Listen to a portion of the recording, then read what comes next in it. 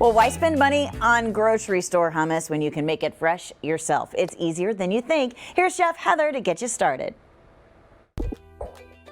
Hello and welcome to Delicious Living at Home. Today we're going to talk about something we're all guilty of, and Shelly, I know you're one of these people. And that is walking through the grocery store and picking up some hummus, throwing it in our cart, some pita chips, and off we go, right? It's kind of a shame because hummus is so easy and so customizable, so we're going to we're going to make some hummus today. So let's get started. What you're going to need to make hummus is some chickpeas. I've drained and rinsed these, washed them off. Chickpeas, garbanzo beans, same thing, interchangeable. You gotta have some lemon juice, it's super important. It's gonna add some acid to our hummus. Garlic, usually about 1 clove. Olive oil, and some tahini, which is toasted sesame seed. And right there is where you're gonna start customizing ours. We're gonna start by I toasted some pumpkin seeds earlier, so we're gonna sub the tahini with some toasted pumpkin seeds. So I'm gonna start with those, probably about a cup in my processor, and I'm gonna add my lemon juice to that right now. I wanna do my pumpkin seeds and your tahini. You want to get that going, make sure it's really smooth first, and then add your garbanzo beans and whatever you're gonna flavor it with. So I'm gonna get the rest of this juice in here, and we're gonna mix this all up, and I'll show you what it looks like, what kind of consistency we're looking for once that's done. Okay, so I've achieved my smooth paste of pumpkin seeds, and if you're using tahini, go sparingly. It's got quite a bit of, well, it's strong. I'm gonna add some garlic to this.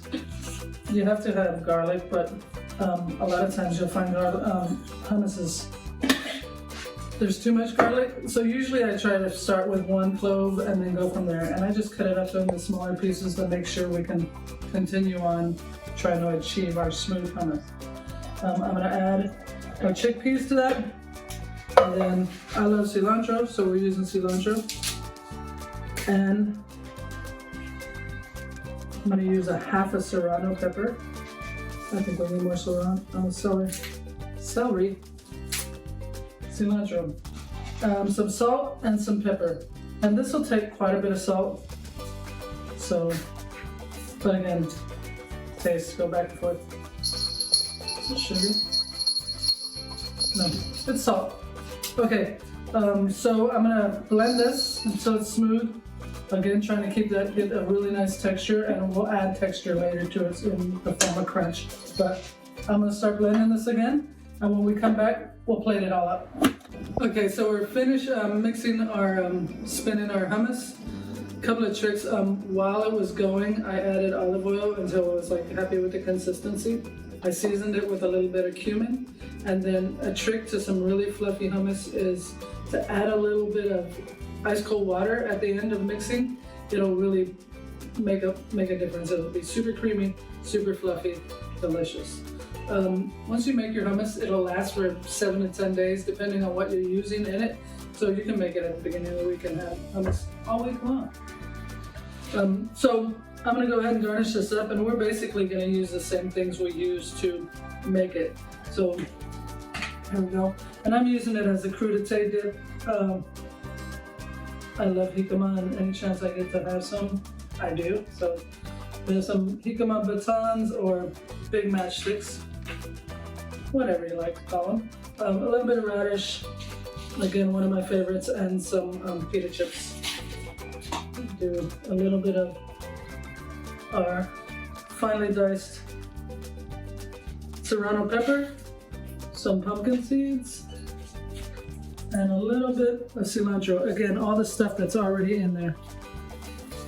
And then I am going to add a little smokiness with some smoked paprika. And that is it, y'all.